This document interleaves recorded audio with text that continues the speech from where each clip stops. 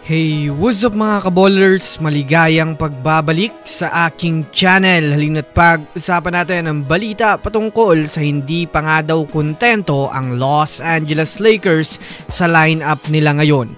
At ang balita naman patungkol sa malapit na nga daw mapakasakamay ng Warriors si Al Horford.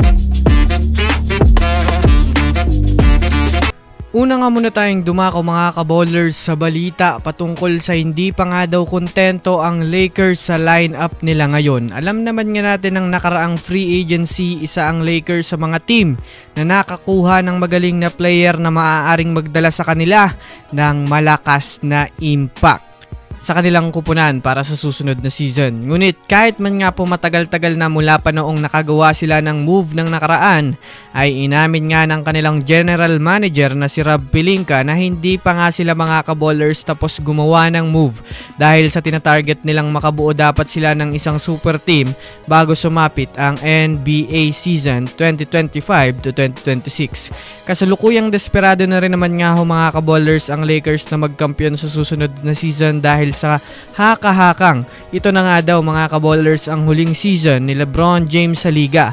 Well, kung susumadahin nga natin mga kaballers, marami na rin naman nga hong sapat na assets ang Lakers dahil na rin naman sa malaking offer o pera na talagang may kakayahan silang bumuo ng malakas na kupunan. Kaya abang-abang lang tayo mga kaballers patungkol sa iba pang mga updates.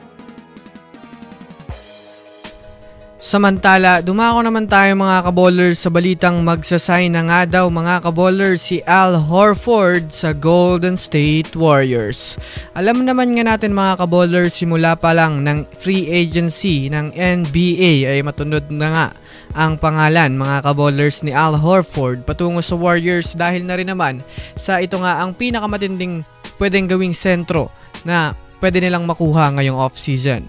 Base nga ho mga kaballers sa pinakabagong balita na inilabas ng Warriors Insider na si Tim Kawakami, umaksyon na nga daw sa ngayon ang kampo ni Al Horford na sumang-ayon na sa transaksyon na magaganap sa kanila ng front office ng GSW. Ibig sabihin nga niyan mga kaballers, malapit na nga hong mapasakamay ng Warriors si Al Horford na kung susumadahin nga natin mga kaballers, malaking bagay o tulong nga ito para sa Warriors dahil na rin naman sa kadahilan ng isa nga ito sa mga player na maaaring gawing sentro ng GSW na mapapakinabangan mga kaballers ng matindi mapaloob o labas ng basket. Isang veterano na maaasahan sa depensa at opensa o mapashooting man sa labas, kaya talagang jackpot nga dito ang GSW kapag nagkataong makuha ito. So yun lamang mga kaballers, yan lang naman ang pag-uusapan natin ngayon. Pindutin ang subscribe and hit nyo na rin ang notification bell para sa mga susunod na updates sa mundo ng basketball. Again, this is Basketball Hotshots. Thanks for watching.